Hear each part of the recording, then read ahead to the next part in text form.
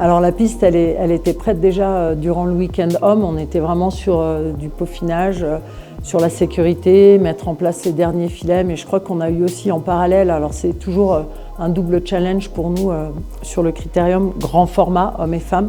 On a des équipes qui travaillent un peu dans l'ombre, les équipes sur la Oreiller Kili. Elles modèlent la piste, elles travaillent vraiment en parallèle de tout ce qui se fait sur la face parce qu'on doit livrer à peu près en même temps. Une piste de descente, c'est beaucoup plus de longueur, beaucoup plus de largeur, beaucoup plus de sécurité à mettre en place. Donc tout ce travail il se fait pendant la préparation des hommes. Et aujourd'hui, ça fait 2 jours qu'on a la visite de notre référent FIS pour tout ce qui est qualité de la neige et sécurité. Ils sont assez satisfaits, en tout cas on est à l'heure. Demain on commence les premiers tests sur la piste, tester les sauts, tester la vitesse et jeudi aura lieu le premier entraînement, donc voilà, on est prêt.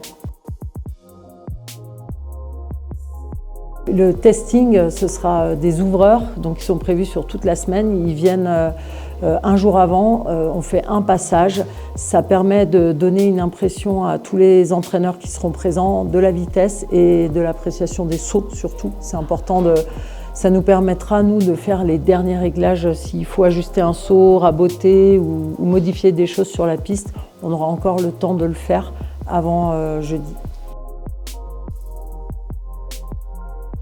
Oui, on attend aussi une belle participation. Donc on a les Françaises qui se sont vraiment mis en avant sur le week-end de Saint-Moritz.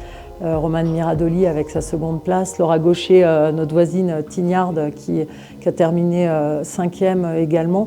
Donc ça permet toujours de vraiment avoir le petit supplément d'âme quand on a des Français qui arrivent en force sur l'événement. En tout cas, nous, ça booste vraiment aussi les équipes et ça valorise vraiment l'événement, c'est important.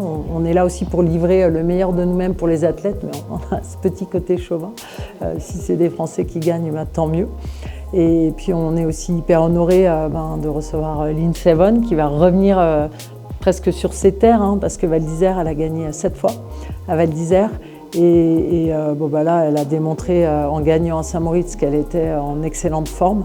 Je sais qu'elle a en ligne de mire les Jeux Olympiques, mais elle est très attachée à Val d'Isère.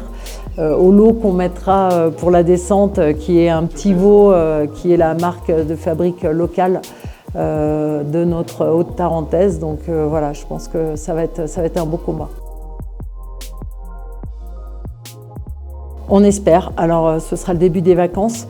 Peut-être des gens qui sont moins spécialistes de ski, mais en tout cas qui auront l'occasion de voir toutes ces filles se battre sur une discipline de vitesse. La vitesse, j'invite vraiment tout le monde à pouvoir venir voir ça sur la Oreiller Kili parce qu'on peut se rapprocher de la piste à certains endroits et on peut vraiment se rendre compte à quel point ça va vite, à quel point c'est de la neige qui est super dure et compacte et les filles s'engagent beaucoup. Donc voilà, c'est du beau spectacle.